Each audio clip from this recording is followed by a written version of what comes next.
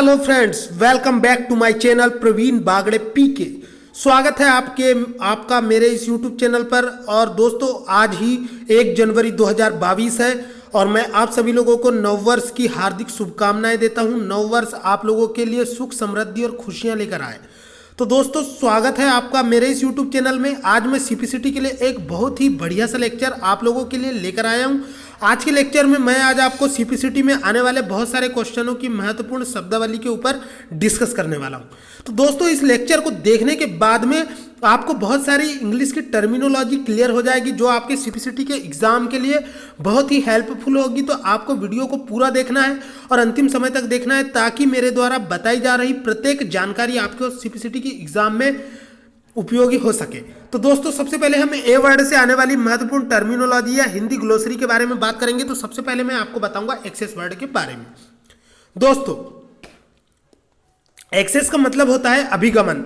जब हम किसी मेमोरी से डेटा को पढ़ते हैं तो उसे कहा जाता है एक्सेस करना, यानी कि किसी मेमोरी में डेटा को पढ़ना या लिखना एक्सेस करना कहलाता है। इसे हिंदी में अभिगमन कहा जाता है। इसके बाद में होती है एडवांस टेक्नोलॉजी। एडवांस टेक्नोलॉजी को हम ऐसे समझ सकते हैं जैसे robotics. Robotics is a advance technology. इसका मतलब यह है कि रोबोटिक्स एक एडवांस टेक्नोलॉजी है, यानी कि उच्च तकनीक है। रोबोटिक्स की सहायता से हम मशीनों में लर्निंग कैपेसिटी को डेवलप करते हैं। रोबोटिक्स एक आर्टिफिशियल इंटेलिजेंस की मॉडर्न ब्रांच है, कंप्यूटर साइंस की एक आधुनिक शाखा है। इसके अलावा बात करेंगे अल्फाबेट की। अल्फाबेट का मतलब अक्षर होता है। एप्लीकेशन का मतलब अनुप्रयोग होता है, जैसे एमएस वर्ड एक एप्लीकेशन है, एमएस एक्सेल एक एप्लीकेशन है, कोरल ड्रॉ एक एप्लीकेशन है। इसके बाद में हम बात करेंगे एप्लीकेशन प्रोग्राम की। तो एप्लीकेशन प्रोग्राम की डेफिनेशन ही होती है दोस्तों कि जब कंप्यूटर में किसी विशेष कार्य को करने के लिए कोई सॉफ्टवेयर डाला जाता है तो उसे एप्लीकेशन प्रोग्राम कहा जाता है। इसके बाद में मैं बताऊंगा आपको असेंबलर के बारे में। असेंबलर एक प्रकार का ट्रांसलेटर प्रोग्राम होता है, जो असेंबली भाषा में लिखे गए प्रोग्राम को मशीन कोड में बदलता है। इसके बाद में हम बात करेंगे दोस्तों असेंबली लैंग्वेज की। असेंबली लैंग्वेज एक प्रकार की लो लेवल लैंग्वेज होती है, जो कि मशीन लैंग्वेज की तरह ही होती है। इसमें कुछ नेमोनिक कोड्स होते हैं, कुछ नेमोनिक कोड होते हैं जिसमें जो कि प्रोग्रामिंग के लिए यूज किए जाते हैं। इसमें एम साइलेंट होता है। इसके बाद में हम बात करेंगे दोस्तों ऑटोमेशन की। ऑटोमेशन का मतलब होता है स्वचालन। कंप्यूटर की डेफिनेशन ही होती है computer is an electronic and automatic machine. Computer एक स्वचालित और विद्युत से चलने वाला यंत्र होता है, जिसकी सहायता से हम क्या करते हैं, कैलकुलेशंस करते हैं और वेरियस प्रकार के वर्सेटाइल वर्क करते हैं। ठीक है दोस्तों, ए वर्ड कंप्लीट हो गया। इसके बाद में हम बी वर्ड पे चलेंगे, बैकअप कॉपी।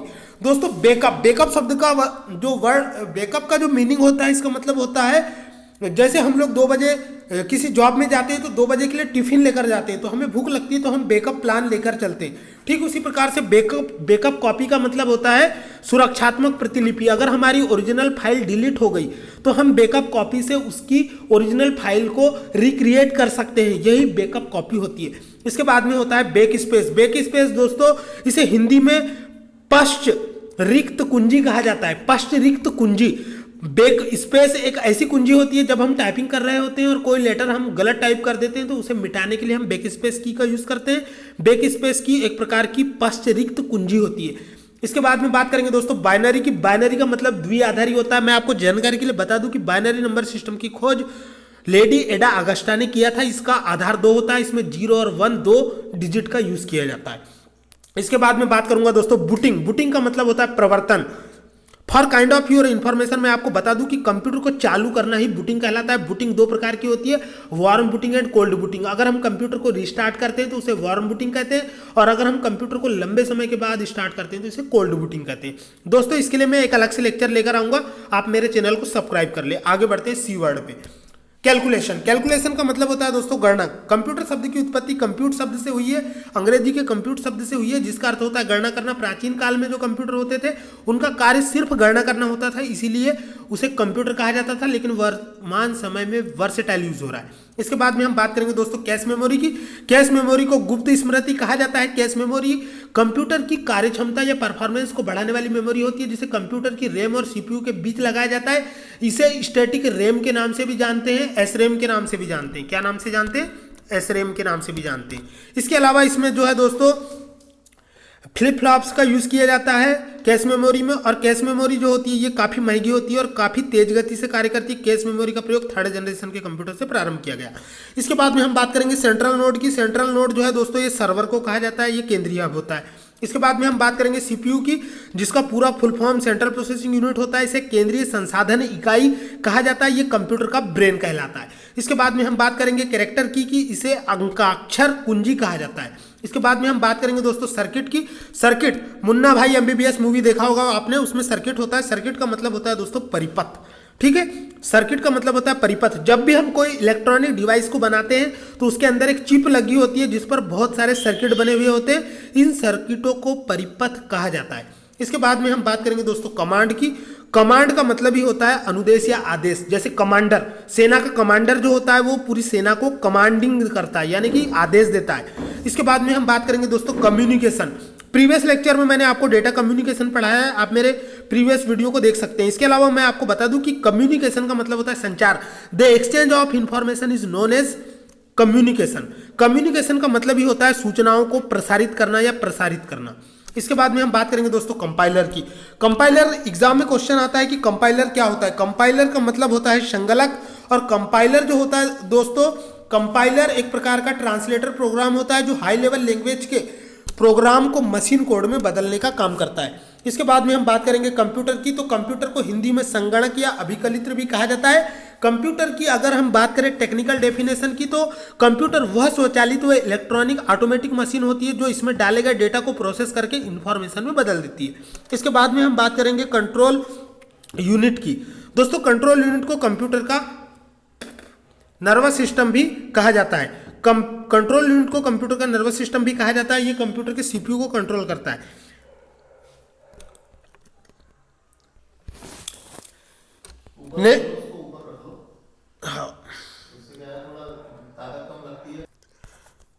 इसके बाद में हम डिस्कस करेंगे दोस्तों कोऑर्डिनेशन। कोऑर्डिनेशन का मतलब होता है तालमेल। तो दोस्तों हमारे कंप्यूटर से बहुत सारी पेरिफेरल डिवाइसेस जुड़ी होती है जिससे कंप्यूटर कोऑर्डिनेट करके रखता है, यानी तालमेल बना के रखता है। इसके बाद में हम बात करेंगे को प्रोसेसर की। इसका मतलब सह संसाधक होता है। जब हम एक कंप्यूटर में मल्टीपल प्रोसेसर्स को लगाते हैं तो जो मेन प्रोसेसर होता है उसके अलावा जो भी प्रोसेसर होते हैं उन्हें को प्रोसेसर्स कहा जाता है। इसके बाद में हम बात करेंगे दोस्तों कर्सर। कर्सर का मतलब होता है अंकन बिंदु। जब हम माउस को माउस पैड पर चलाते हैं तो स्क्रीन पर कर्सर भी मूव करता है, इसे अंकन बिंदु कहा जाता है। आगे बढ़ते हैं दोस्तों डेटा। डेटा को हिंदी में आंकड़े कहा जाता है। Data is a raw information which, जिसे हम क्या करते हैं, that can be input by input devices. Computer में इनपुट किए जाने वाले आंकड़ों को इनपुट डिवाइसेस की सहायता से इनपुट किया जाता है। इसके बाद में हम बात करेंगे दोस्तों डेटा प्रोसेसिंग। इसे हिंदी में आंकड़ा संसाधन कहा जाता है। जब डेटा को सीपीयू में डाला जाता है तो सीपीयू में डेटा प्रोसेसिंग होती है। इसके बाद में हम बात करेंगे दोस्तों डिबग।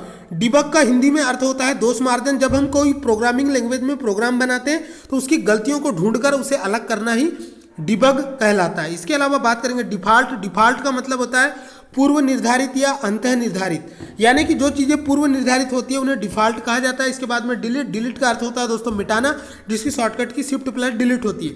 इसके बाद में हम बात करेंगे दोस्तों डेस्कटॉप पब्लिशिंग की, जिसका अर्थ होता है कंप्यूटरीकृत प्रकाशन, यानी कंप्यूटर की स्क्रीन पर जो कुछ भी हमने डिजाइन किया है उसे कागज पर छापने के लिए हम डेस्कटॉप पब्लिशिंग कॉन्सेप्ट का यूज करते हैं।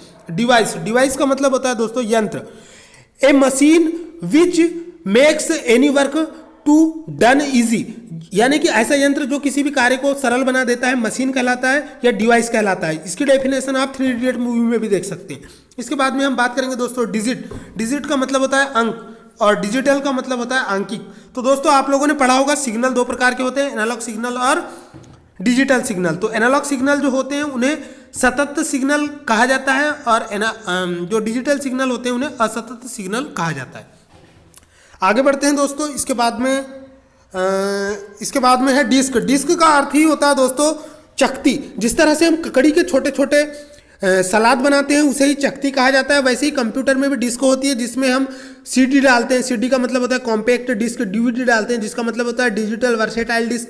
तो जब हम इसे कंप्यूटर के डिस्क ड्राइव में डालते हैं तो वो वहाँ पर प्ले होने लगता है, यानी वीडियो प्ले होने लगता है, गाने प्ले होने लगते हैं। ये सारे जो होते हैं डिस्क कहलाते हैं। Disk is a input device. आगे disk is a storage memory.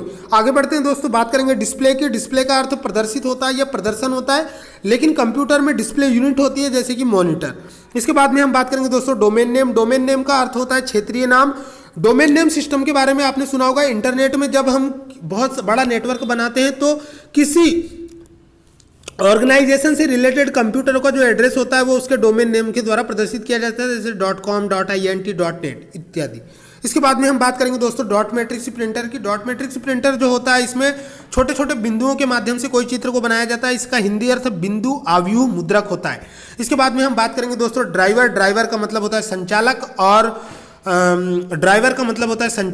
और इसके अलावा दोस्तों जो आपका ड्राइवर का मतलब होता है संचालक। तो कंप्यूटर में बहुत सारे ड्राइवर होते हैं, CD ड्राइवर, DVD ड्राइवर। तो वो CD को चलाने वाली जो सॉफ्टवेयर होता है उसे CD ड्राइवर कहा जाता है। जो DVD को चलाने वाला सॉफ्टवेयर होता है उसे DVD ड्राइवर होता है। इसके अलावा एक डिवाइस ड्राइवर भी होता है दोस्तों।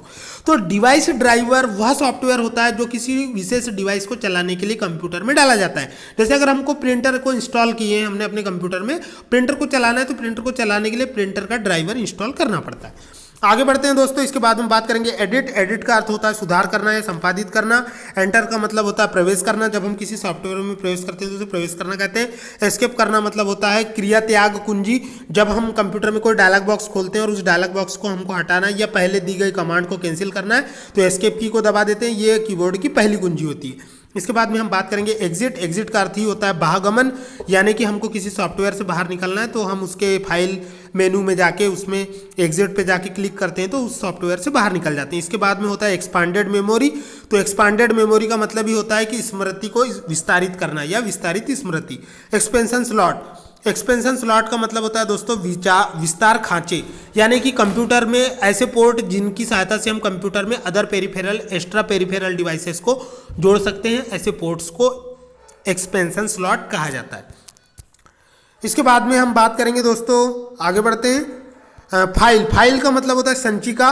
File is a collection of information, यानी कि सूचनाओं के समूह को कंप्यूटर में the organised collection of information is known as file. Computer में जब हम व्यवस्थित जानकारियों को जमाते तो उसे फाइल कहा जाता है। इसके बाद में हम बात करेंगे दोस्तों फाइल एक्सटेंशन की। फाइल एक्सटेंशन का अर्थ होता है संचिका उपनाम। इसके बाद में हम बात करेंगे फ्रंट की। फ्रंट का मतलब होता है सामने का भाग या अंकन मुद्रा। फॉर्मेट का मतलब होता है दोस्तों किसी चीज की संरचना या प्रारूप। फंक्शन की का मतलब होता है कार्यकारी कुंजी। कंप्यूटर में 12 फंक्शन कुंजियां पाई जाती है जिनका कार्य जो है प्रत्येक एप्लीकेशन सॉफ्टवेयर में अलग अलग होता है। इसके बाद में हम बात करेंगे ग्राफिक्स की। ग्राफिक्स का अर्थ रेखा चित्र होता है। ग्राफिकल यूजर इंटरफेस का मतलब चित्र प्रयोगकर्ता अंतरापृष्ठ होता है।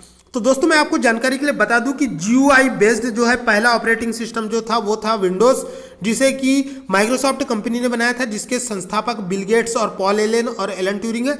इस तरह से आगे बढ़ते हैं दोस्तों। इसके बाद में बात करेंगे हेड। हेड का मतलब होता है शीर्ष या सिर। अगर हम बॉडी पार्ट में बात करें मनुष्य की तो हेड का मतलब सिर होता है। शीर्ष होता है जो भी फाइल जो है सबसे ऊपर पे होती है उसे शीर्ष फाइल कहा जाता है, हेड फाइल कहा जाता है। हाई लेवल लैंग्वेज, इसका मतलब होता है दोस्तों उच्च स्तरीय भाषा। जो भाषाएं सीखने में सरल होती है उन्हें हाई लेवल लैंग्वेज कहा जाता है। होम की। होम की का मतलब होता है दोस्तों प्रारंभ कुंजी। जब आप किसी एप्लीकेशन सॉफ्टवेयर में कार्य करते हैं और होम की को दबाते हैं तो आप पहले लाइन के पहले पृष्ठ पर पहुंच जाते हैं। इसके बाद में हम बात करेंगे आइकॉन। तो कंप्यूटर के डेस्कटॉप पर जो छोटे छोटे आइकॉन्स दिखाई देते हैं या चित्र दिखाई देते हैं उन्हें आइकॉन कहा जाता है, जिसे प्रतिमाएं चित्र कहते हैं। इंडेक्स। इंडेक्स का अर्थ अनुक्रमणिका होता है दोस्तों। जब हम कोई बुक खरीदते हैं तो उसके सामने में उसका सिलेबस लिखा होता है, जिसे हम इंडेक्स या अनुक्रमणिका कहते हैं। इसके बाद में हम बात करेंगे दोस्तों information. Information is the processed data. Information जो होता है वो संसाधित आंकड़ों को इंफॉर्मेशन कहा जाता है। इसके बाद में हम बात करेंगे इनपुट। इनपुट का अर्थ निवेश होता है। कंप्यूटर में किसी भी सूचना या जानकारी को डालना निवेश करना कहलाता है। Input device which that devices they can be used for inputting any data or information is known as input device। इसका मतलब यह है दोस्तों कि वे सभी डिवाइसेस जिनका उपयोग कंप्यूटर में आंकड़ों को डालने के लिए किया जाता है इनपुट डिवाइसेस कहलाती है। इंस्टॉलेशन। इंस्टॉलेशन का मतलब संस्थापना होता है दोस्तों। जैसे हम कोई कंप्यूटर खरीदते हैं तो उसमें हम विंडोज को डालते हैं, यानी कि उसकी संस्थापना करते हैं विंडोज सॉफ्टवेयर की, तो इसे इंस्टॉलेशन का मतलब संस्थापना होता है। इसके बाद में हम बात करेंगे इंटीग्रेटेड सर्किट। तो आईसी का फुल फॉर्म इंटीग्रेटेड सर्किट होता है, जिसका विकास JS किल्वी ने किया था। इसके बाद में बात करेंगे इंटरफेस की। इंटरफेस का अर्थ अंतरापृष्ठ होता है। इसके बाद में बात करेंगे इंटरनल। इंटरनल का अर्थ आंतरिक होता है। कंप्यूटर में 2 प्रकार की मेमोरी होती है, internal memory and external memory.